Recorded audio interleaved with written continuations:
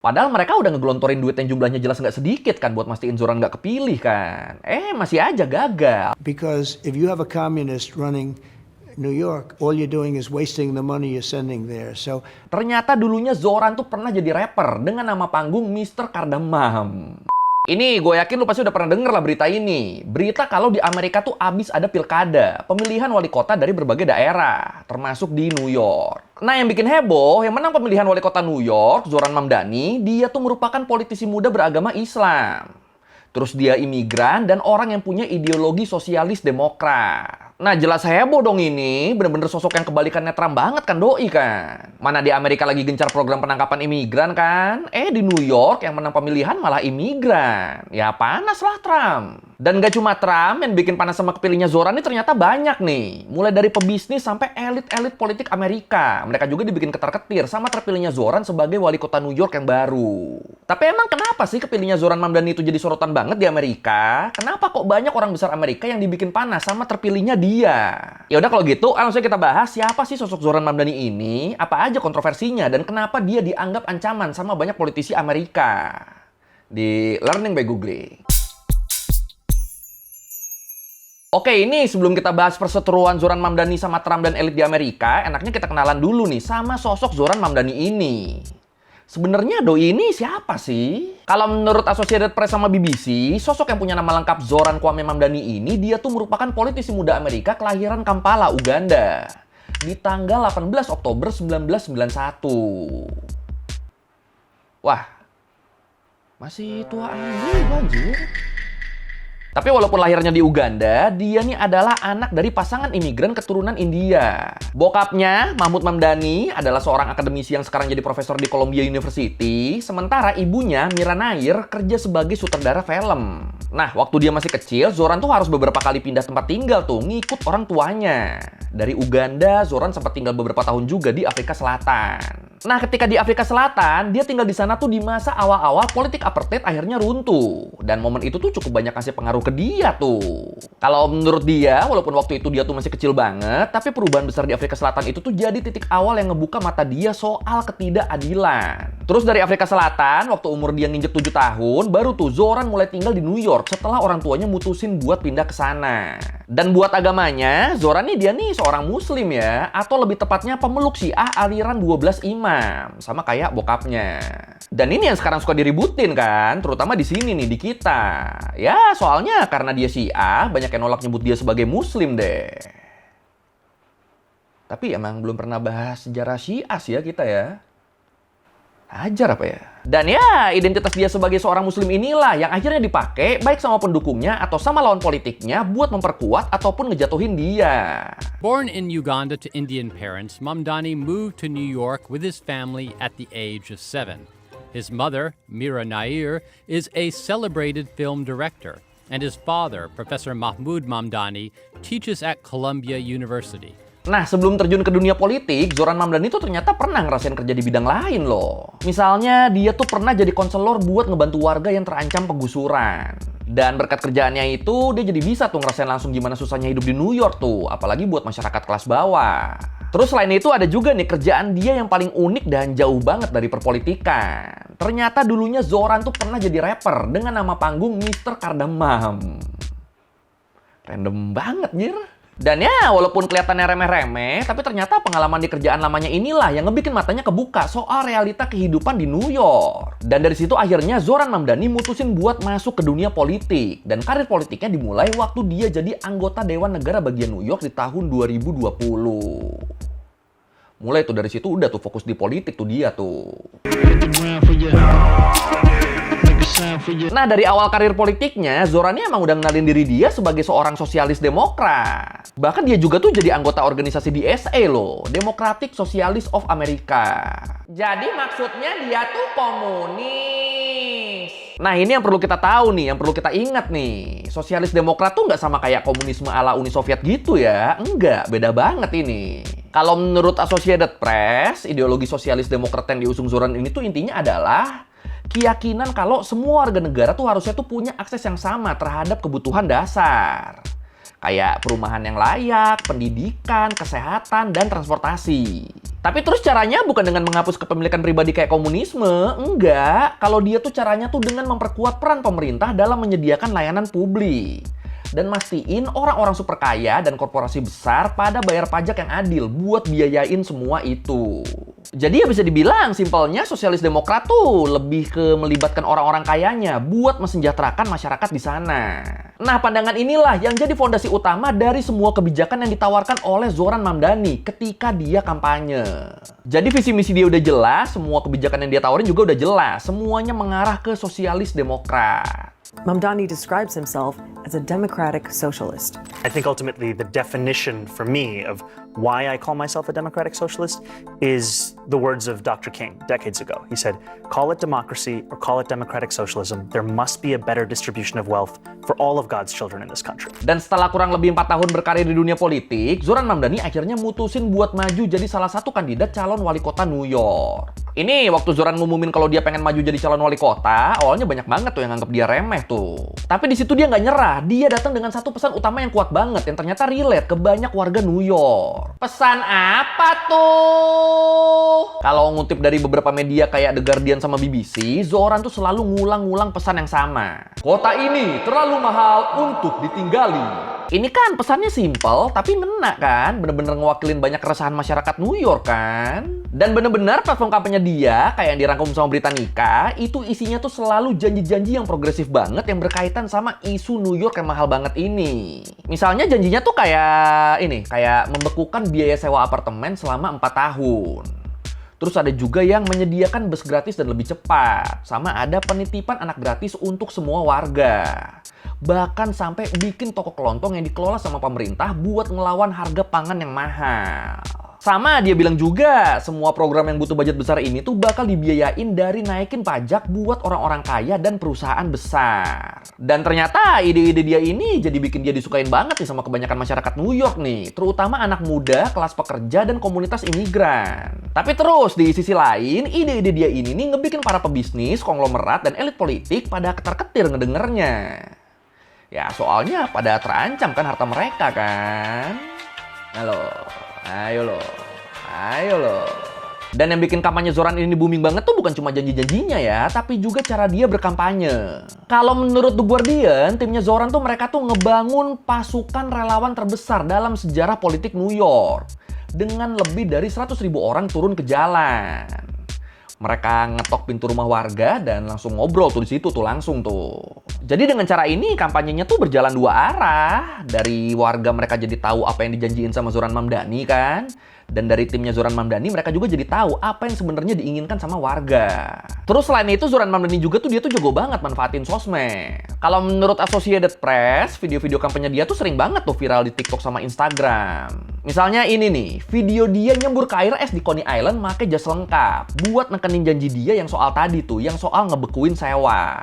Terus ada juga video dia ngobrolin halal fashion bareng sama penjual makanan kaki lima. Halal fashion tuh apa? Ini sebenarnya basic katanya tuh dari inflasi, dari inflation. Nah, halal fashion itu tuh adalah istilah satir buat nyebut kenaikan harga makanan yang punya label halal. Dan isu halal fashion ini tuh emang lumayan jadi sorotan nih, karena ya dianggap sebagai bentuk diskriminasi kan terhadap komunitas muslim di sana. Terus selain itu Zoran Mamdani juga tuh dia tuh sering banget pakai referensi film Bollywood dan ngomong pakai berbagai bahasa, kayak bahasa Spanyol sama Bangla buat nyambung sama komunitas imigran. Sama dia juga beberapa kali ngepost video bikinan nyokapnya yang diedit seadanya. Ya pokoknya editannya tuh jelek banget lah, tapi entah kenapa malah bikin orang tertarik tuh.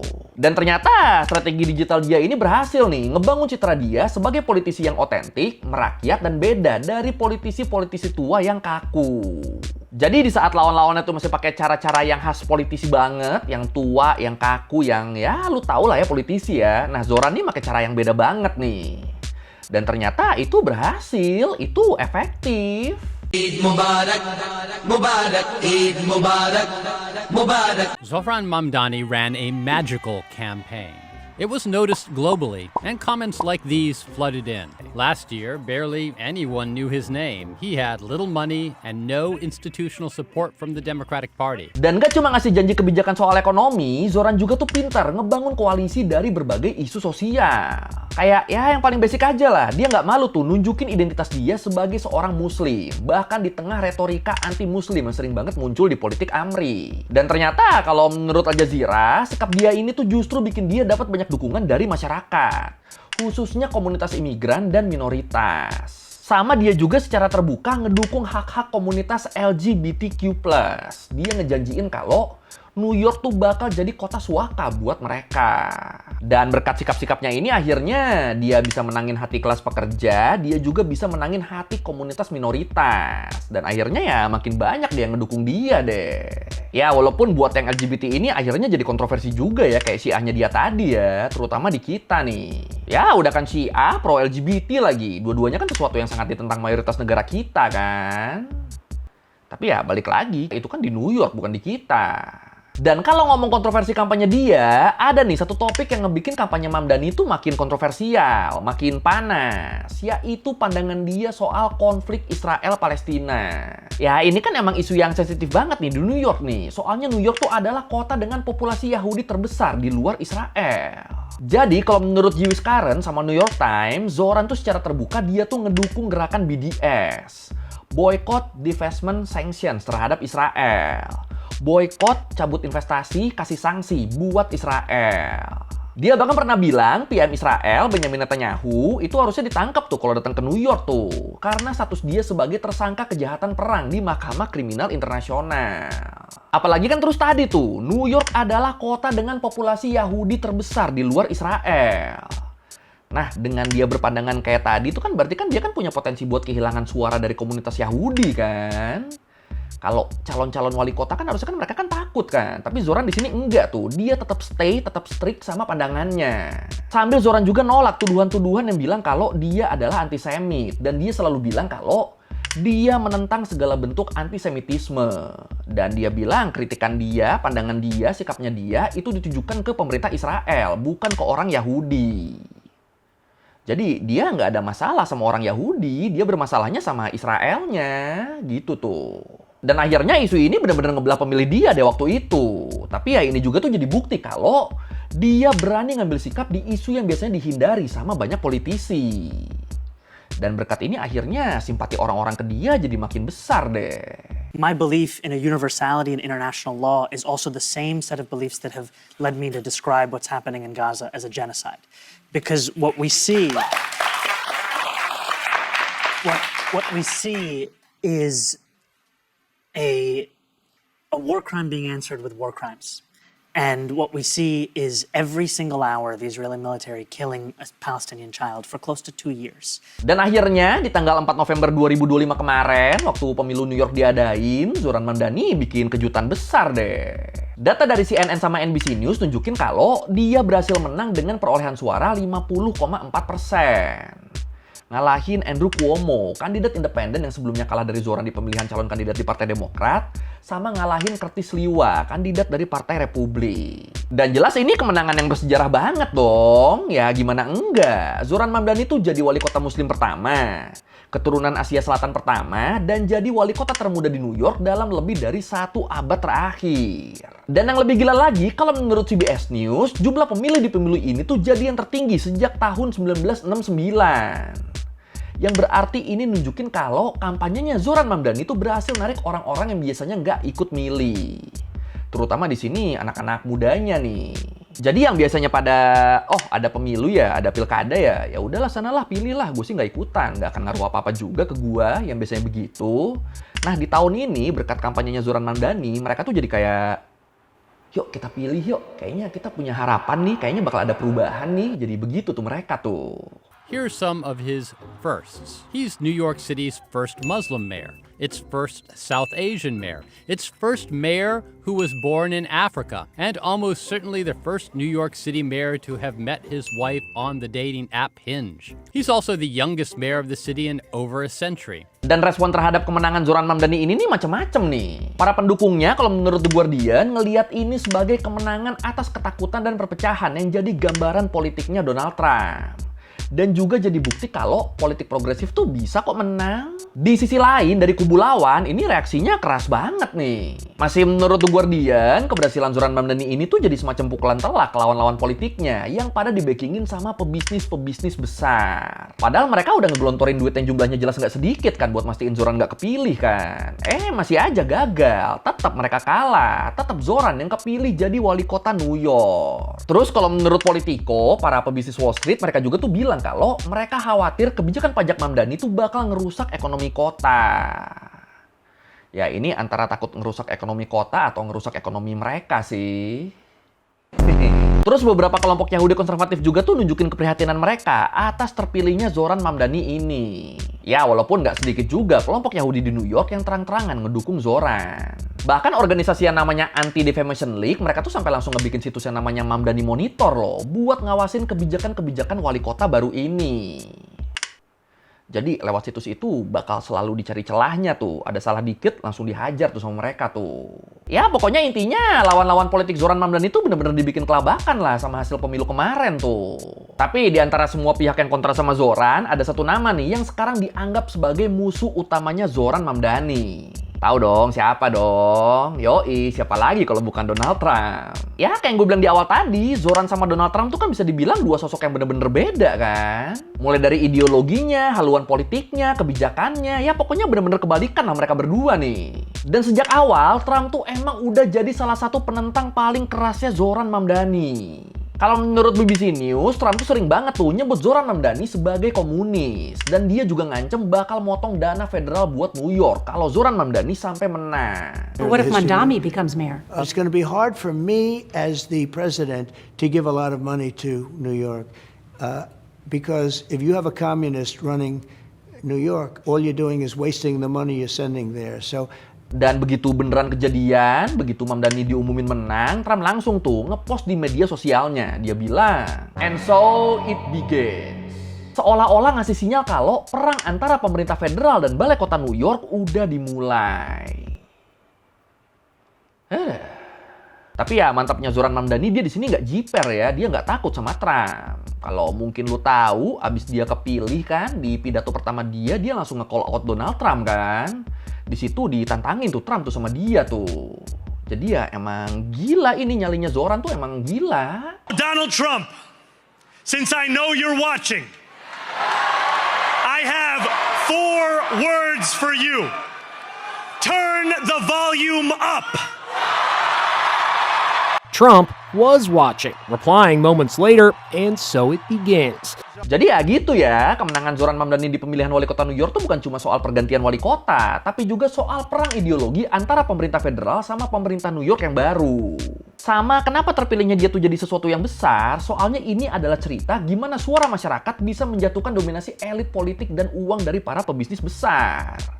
Makanya masyarakat di seluruh dunia mereka tuh cenderung seneng dengan kemenangan Zoran ini. Karena ya balik lagi, ini tuh kayak menang lawan penguasa kan. Dan ya kalau menurut gua sih layak ditunggu nih gebrakannya Zoran apa-apa aja nih. Dan jujur gua pengen lihat sih gimana hasil dari kebijakan yang dia janjiin ini nantinya. Tapi kalau menurut tuh gimana nih? Apakah Zoran Mamdani ini beneran bisa jadi harapan baru buat warga New York? Atau malah jangan-jangan Zoran beneran bakal ngebikin New York jadi kesulitan ekonomi? Yang mana nih? Silakan komen. So what do you think about a Mayor Mamdani?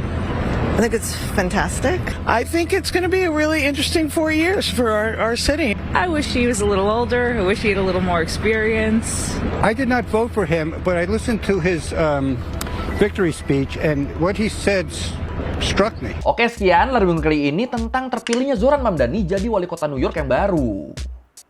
Dan ya, di antara kontroversi-kontroversi dia sih, yang paling gede di kita tuh yang itu ya, yang soal Syiah sama dukungan terhadap LGBT-nya ya. Ya, kalau merevisi kayak gue udah salah, atau lo mau nanya, atau nambahin video, bisa tulis di komen, kita juga biasa. Sekali lagi, thank you, jangan lupa like, comment, subscribe. Bye.